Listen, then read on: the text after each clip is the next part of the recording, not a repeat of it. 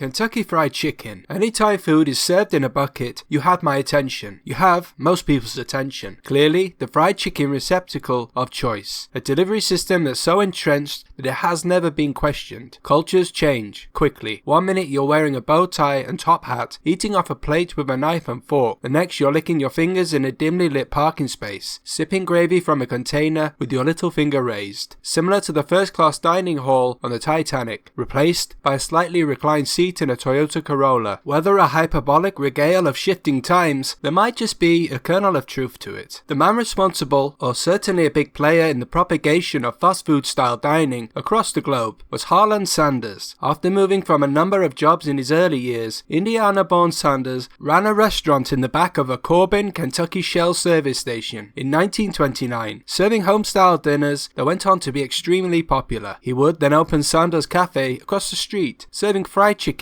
cooked in a cast iron skillet. The area around the Shell oil service station was apparently notoriously rough and nicknamed Hell's Half Acre. We all know that hell is a naughty place where the devil lives, so this nickname should invoke a sense of fear. Harlan Sanders was a former military man, albeit briefly, although his colonel title was bestowed upon him by the governor of Kentucky and was purely an honourable title. Sanders was well suited to Hell's Half Acre. Don't let the string tie and dapper suit fool you. Sanders allegedly was a no-nonsense guy. When I say no-nonsense, it sounds like the kind of person that would jab you in the side of the head while you're tying your shoelace. Sanders, in one of his previous career paths, studied law. He went on to practice in justice of the peace courts, before being involved in a courtroom brawl with his client. While I imagine a jury chanting, "Go Sanders, go Sanders," it appears that catching your client with a zinger in a justice of the peace courtroom is frowned upon. So, naturally, Sanders became a midwife, delivering babies for people that could not afford doctors. Now picture Colonel Sanders handing you your newborn baby, smothered in a secret blend of 11 herbs and spices. It was this forthright character that went about painting adverts for his Shell service station eatery on barns in the local area. This reportedly annoyed a local rival Standard Oil gas station operator by the name of Matt Stewart, who claimed that Sanders had painted over his signs for a second time, a fairly low-level dispute in most cases. But this was Hell's Half Acre, nearly 100 years ago. A different time, different humans. There was no Twitter mob, cancelling, or tough fingers on a keyboard. Sanders went down there armed, and with 2 Shell executives. On seeing the toughest midwife in all of Hell's Half Acre, Stewart grabbed a gun and shot one of the Shell executives, killing him. Sanders, being Sanders, returned fire, hitting Stewart in the shoulder. This is how you dealt with things before Judge Judy. Stewart was sentenced to 18 years in prison, while charges were dropped against the colonel. Putting Sanders in a courtroom after last time was probably not advised. You can learn more from Josh Ozersky's book Colonel Sanders and the American Dream. The 1930s would see Sanders refining his chicken process and recipe. In 1939, he used a pressurized cooker to fry chicken faster, an iteration of which is used today, and his closely guarded recipe of 11 herbs and spices. This recipe for his chicken would be the game changer. He would later need to sell his Sanders Cafe location after a new road bypassed the town. The only possession of real value was his proven recipe for fried chicken. Sanders hatched a plan. He went out trying to convince other restaurants to sell his branded chicken for a percentage fee based on chickens sold. There was a lot of no's along the way, but some did take him up on the idea. This was very early on in this type of franchise business, and so the now caricature of Colonel Sanders rocking up with talks of a secret chicken recipe may have been viewed with suspicion. The first KFC franchise was in Salt Lake City, Utah. In those days, 1952, the Kentucky-style fried chicken restaurant was a little different, even exotic, and so was well embraced by the people of Utah. After the sale of his own restaurant, he had the formula for what is now known as KFC. In 1950, Colonel Sanders dons his white suit for the first time, making sure that he was always seen in it when in public. The Colonel name was a part of the brand. Sanders played a recognisable figurehead at the forefront of the brand pretty much like no other. Iconic is an understatement, and a very shrewd move. It wasn't an easy road for Sanders. Bear in mind that in the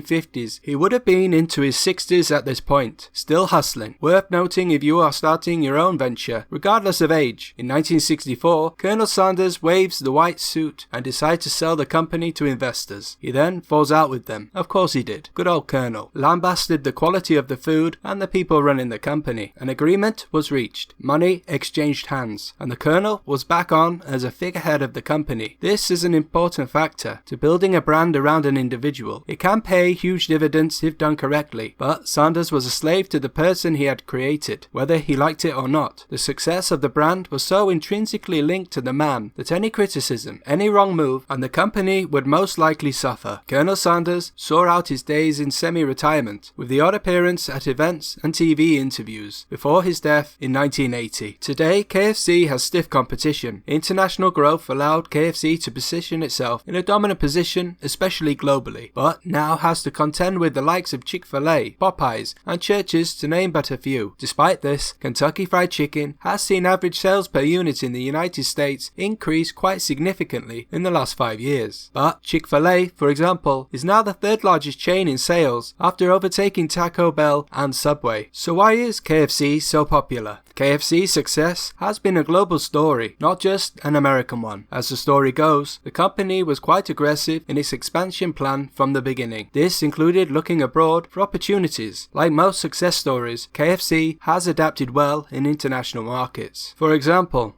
KFC opened its first franchise in the UK in 1965 and to this day has devout followers. Japan opened in 1970 and developed some kind of Christmas dinner tradition, and as soon as China opened up, KFC was there with a bucket under the arm and a team of grinning executives. In fact, China has been a success story for KFC, where other Western brands have retreated due to waning interest. Buying Americana is one thing, and a number of brands initially coasted on this. But fried chicken is a popular product in China, and isn't just a sign of Western decadence for people in the country that can afford it. Which brings me to the next point. Fried chicken is a popular product, not just in North America, but Europe, Asia, South America, Africa, etc.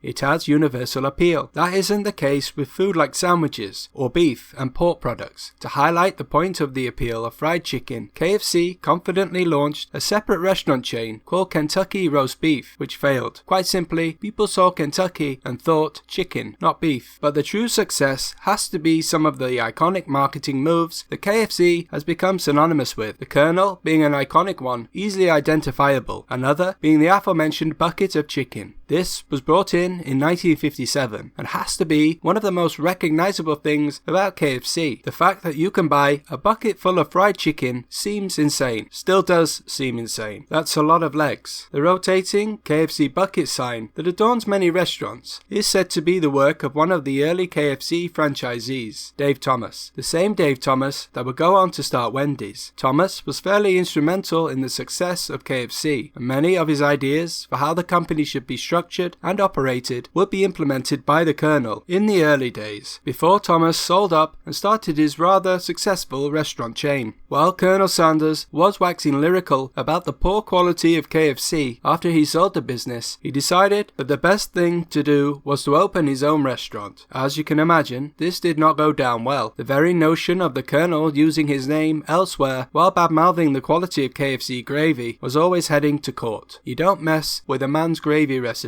A legal back and forth ensued, and an agreement was struck whereby the Colonel's name couldn't be used. The restaurant was called Claudia Sanders Dinner House, Claudia being Sanders' wife's name, and the restaurant or dinner house is still around today in Shelbyville, Kentucky. After all that, I hope that the gravy is good. No matter your age, no matter your dream, regardless of how many careers have resulted in you punching or shooting someone, the Colonel showed that working hard and being resilient are good virtues to have. Conflict resolution skills might need refining, or maybe not. A secret recipe could be all you need, that and a fancy suit. All things KFC, let me know. Thanks for watching.